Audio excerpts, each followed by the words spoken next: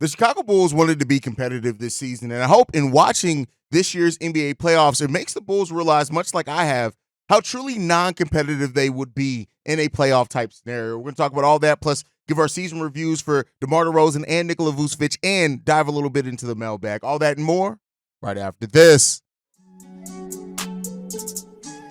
You are now tuned in to Chicago Bulls Central, your number one place for all Chicago Bulls news and content.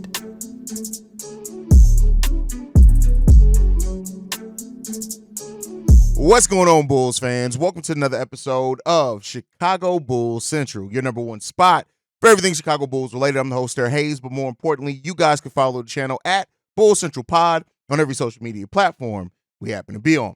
With that being said, let's go ahead and get into this content for today, and I want to start it off with this. So this NBA playoffs has been exciting. It's been fun. We got a sweep yesterday with the Phoenix Suns getting swept. They need to wake up with their roster, things like that. But I think more than anything, what this has made me realize, at least, is that while the Bulls have absolutely won some big games in the season, they've beat some above 500 teams, look pretty damn good in that. This is not a team that would have been very competitive at all in the playoffs. And while I would have loved Kobe White, Ayo Dosunmu to really get some true experience, some postseason experience, because playing is something kind of in between postseason, regular season, and it just kind of is its own beast. But even if you look at the Miami Heat, the team that beat us to go to face on against the Boston Celtics as the 8th seed, this is still a team that execution-wise is head and shoulders above every other team. Especially against our team, right? The Miami Heat are a team that's head and shoulders above where the Chicago Bulls are, and just their execution and the way that they go about their business. They're still down majorly in that series, down 2-1, but when you look at the game that they were able to get that one win against, execution coaching was the standout part of that, and that's where the Bulls really fall at. You look at the New York Knicks and Philadelphia 76ers series, and that's a series that has its own kind of storylines, but the emergence of Jalen Brunson on that team and just how he is the heart and soul of that team, the identity of that team in a lot of ways. And we already know how Tom Thibodeau, you pair him with a point guard that's playing at a high level, man, that defense shines and things like that. Them up 3-1 against the Philadelphia 76ers, a 76ers team that through the first three games was very competitive games. They just couldn't win it down the stretch. That last game, it was still a competitive game. They only ended up winning by 5 points. It was an old school score, 97-92. But, you know, do you see the Bulls being in a 7-game series competitive with either one of those teams?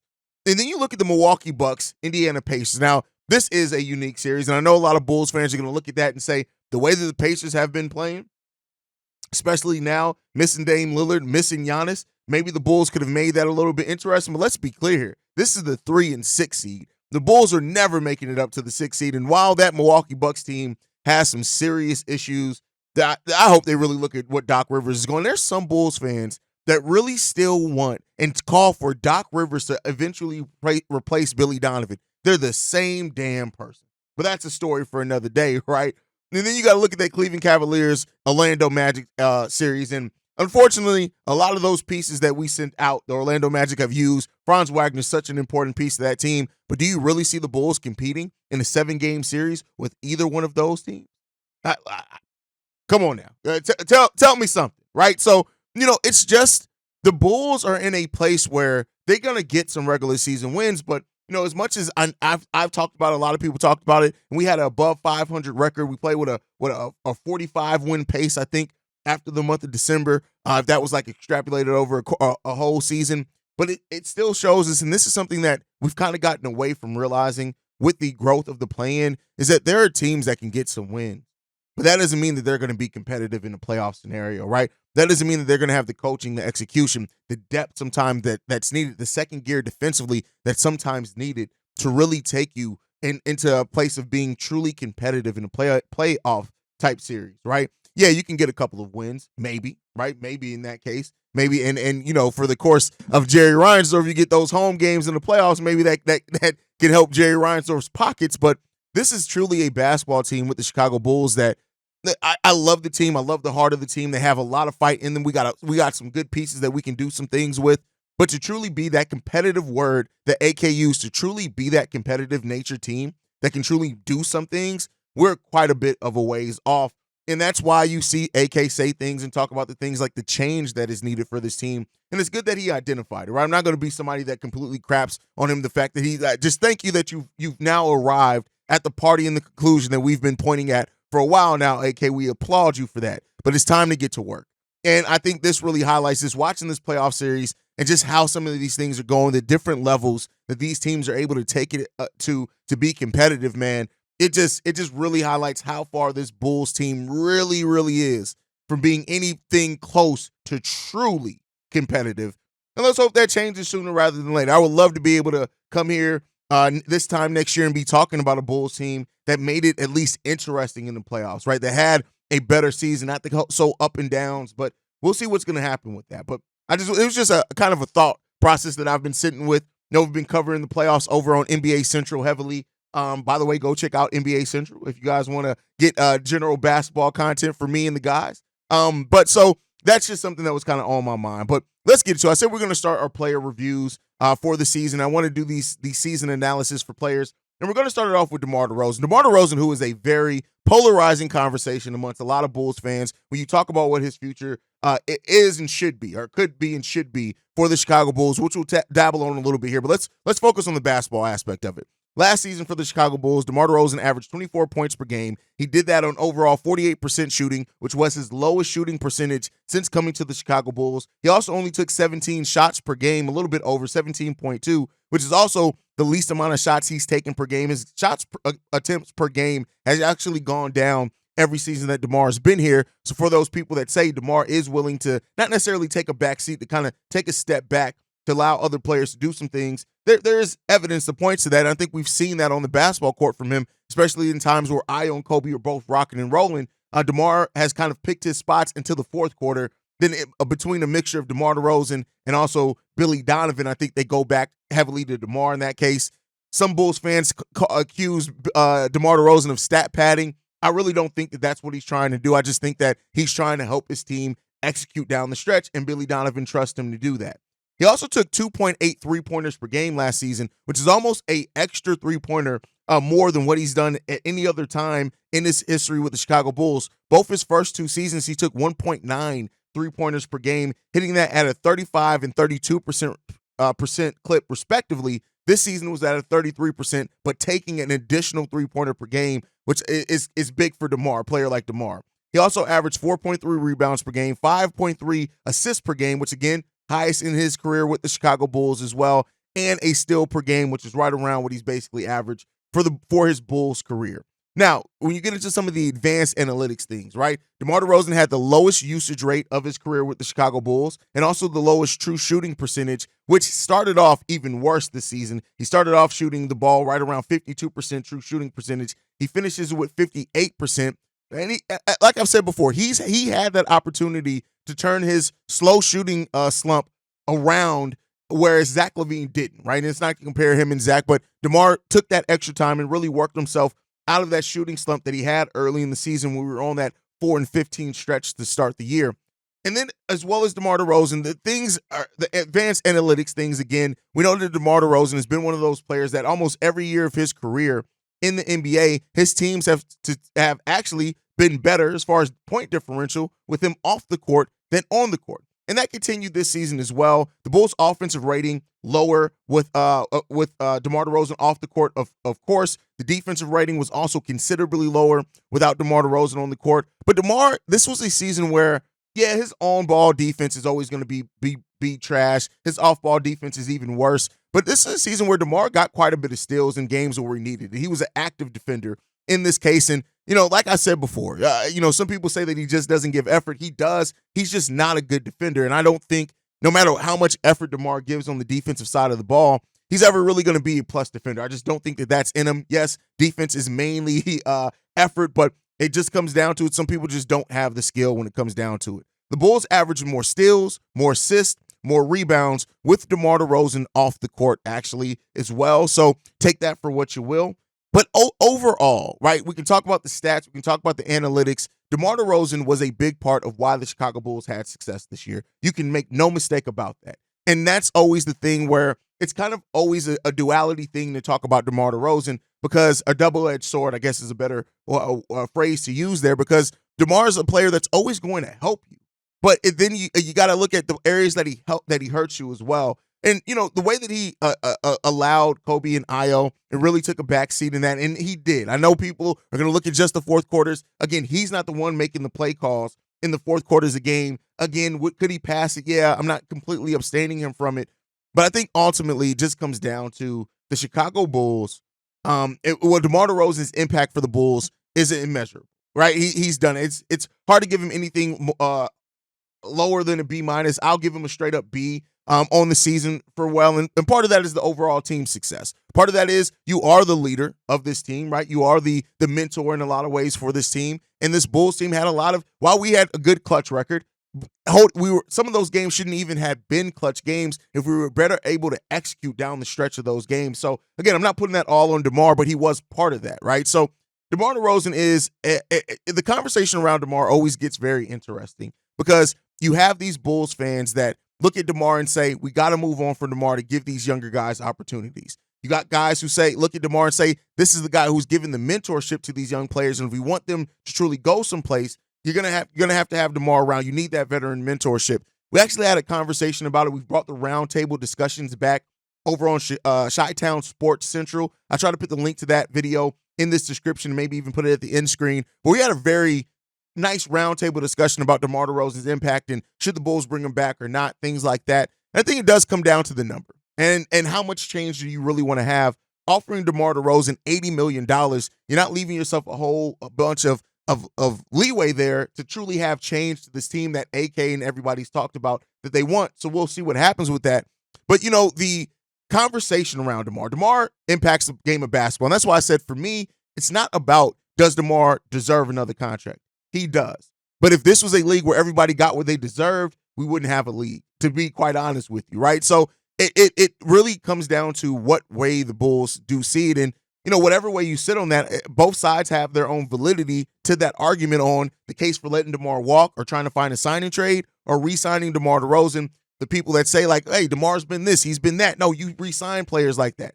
And maybe the view on it and how it's looked at around the league as well, plays a part into it. But I think ultimately it's up to AK as the person leading this charge to decide a decision for DeMar DeRozan and then best support that with the moves that you make around the other parts of the roster. So, that's not up for DeMar to build out the rest of the roster. It's up for DeMar to negotiate his contract with his agent and get what he can. And that's up to AK to determine if that's enough value for what the team has. That's not on us as fans. And, kind of like I said in my video the other day, one thing that's not on us is these type of decisions.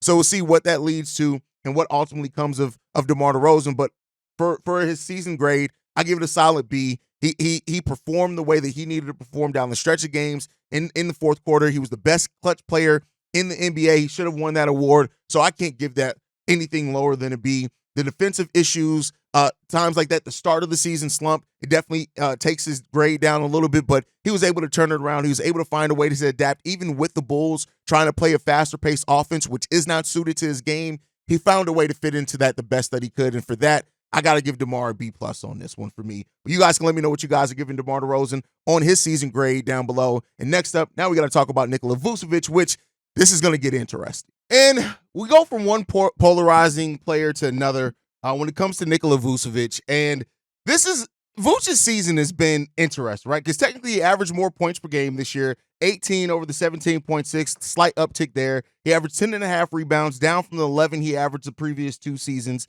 He shot the ball 48% from the field, which is the second best during his tenure with the Chicago Bulls. And then also a terrible 29% from three-point range, taking 4 3-pointers per game. So it's like when you look at Nikola Vucevic, right? We talked about polarizing figures. I used that phrase when it came to DeMar DeRozan. Vooch is very much so that, definitely as much as anybody else is, right? Like, and you look at the things with Vooch, the eye test of it doesn't give a lot of effort defensively, seems disengaged a lot of times, right? Doesn't take advantage of mismatches. Sometimes the Bulls can't get him the ball on mismatches either. Unfortunately, he signed to a 3-year, now 2 years left, guaranteed deal left on his contract. And while Vooch isn't as bad as some people make it out to seem, he's not good either, right? It's that thing where, yeah, I can make an argument where Vooch is technically better than what some people view him as, and had a better impact. Also, the inconsistencies, things like that.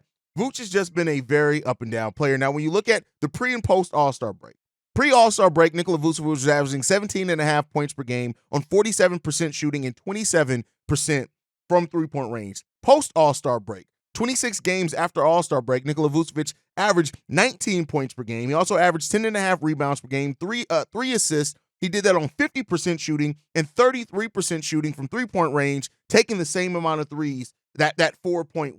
So, he was a much better player post-All-Star break than before All-Star break, but it still left that most of the season was a large disappointment for Nikola Vucevic.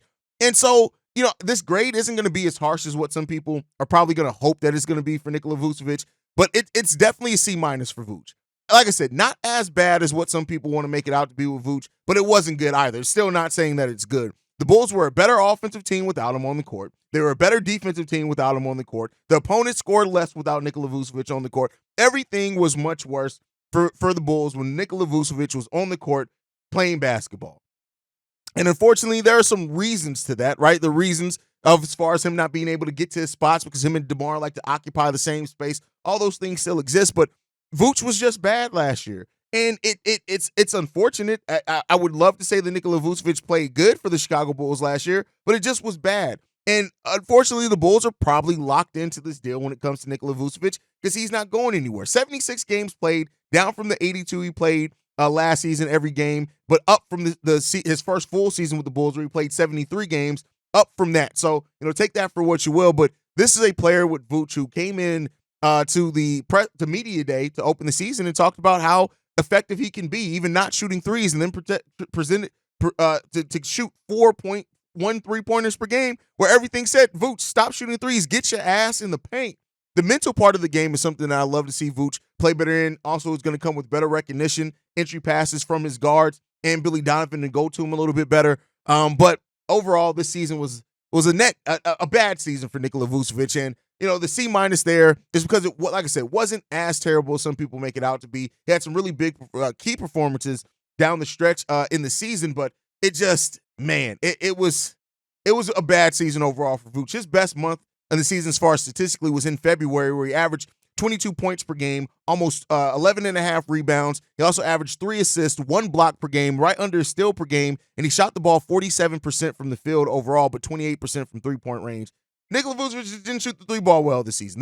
Like, he had one month, I think, where he shot it over 30%, which really helped up his percentage from what it was at one point in the season. But it was a bad shooting season for Nikola Vucevic. And maybe, just maybe, he can come in next season and perform a little bit better. But you guys can let me know what you guys think on the season of Nikola Vucevic.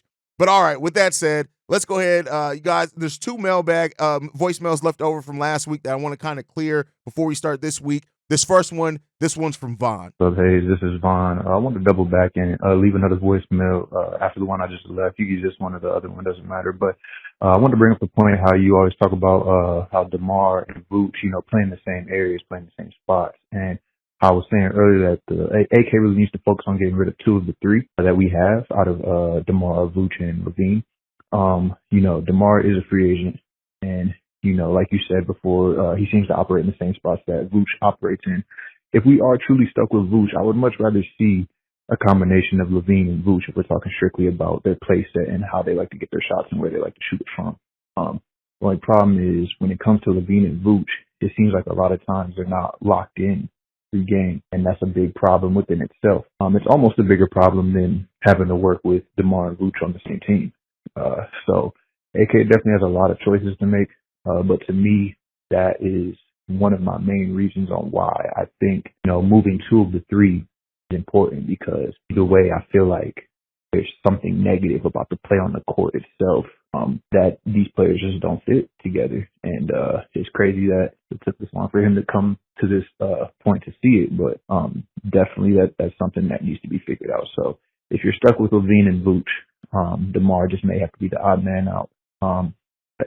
On the basketball court wise, if they're both playing at their best, I definitely think Levine and Vooch are a better fit than DeMar and Vooch. But let me know what you think. Levine and Vooch do work better together, and I think because they don't occupy the same spaces as much, right? And so that is a thing. Now, how much would Nikola Vucevic kind of play better as far as offensively if you didn't have DeMar DeRozan kind of occupying that same space? That's a question that remains to be seen. And it is what it is. If he can get to his spots more regularly, start his offense from where he likes to start it at, I do think we'd see a better Nikola Vucevic. But with that still doesn't mean a good Nikola Vucevic, right? I think is the thing. But I definitely agree with you that we've seen it. Something with this core three just doesn't work together. And I think that was evident by not this past season, but the season prior when Vooch, DeMar, and Zach all had statistically solid seasons, but the success on the court just wasn't there, right? So it's those type of things where it comes down to Nikola Vucevic. He's going to be a difficult contract to move if they do decide to do that. And we'll see if the Bulls do what you are asking for and try to move on from 2 out of the 3 of the core 3. We'll see if it can be done. All right, let's get into this next voicemail. This one's from Reginald. Hey, this is Reginald from Columbus. I was just listening to you talk about how the Bulls offer DeMar a 2-year, $80 million deal. And if that's true that they're offering him $40 million per, I'm gonna stop being a supporter of the Bulls and just spend my time criticizing them, because that doesn't make your team better. Giving DeMar $40 million when you know no one's offering him even close to that. In fact, when the Bulls signed him 3 years ago, didn't they pay him more than what anyone else was offering? So the rumor was that people were talking about how maybe he should take the mid-level exception, or maybe that he has to come off the bench, and the Bulls just went out and just said, you know what, we're going to pay him millions more than anyone else, and that's how they signed him. But now they're offering him $10 to $12 million more than what they already paid him. That makes no sense to me now and in the future, because it's just gonna slow you up, and it makes his contract almost unmovable. Because right now, what other teams gonna offer him more than $15 to $22 million a year? Even Philly, who has like $58 million on the books next year, can offer him. They're not gonna offer him more than that, because they're looking for younger, talented players. Same with Orlando or any other playoff team. But it just doesn't make any sense to me. It just makes you go backwards instead of forwards, in my opinion. But one last thing, I'm looking at the coach of the year, and what's your opinion of Billy Donovan not being on that list of top 3? Just joking with you, but hey, go ahead and tell me. Yeah, Bulls definitely paid him more than what it was reported that he was going to get, that he was being offered in the open market. Again, the reports, you take that for what you will. And I think that DeMar has shown his value for the team. That is why, if the Bulls are desperate to stay competitive, they may end up to them overpaying him. And it does put the Bulls front office in a weird spot. And it's a weird spot of their own making, though. That's the thing with this. This is a weird spot.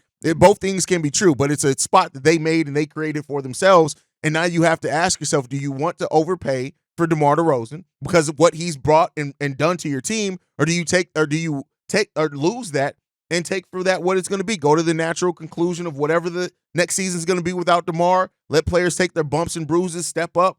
It's going to put them in a very weird spot, but that's where the Bulls have put themselves by being desperate to compete and being terrified, it seems like, to take a step back, take a longer term step forward and get some success for your team.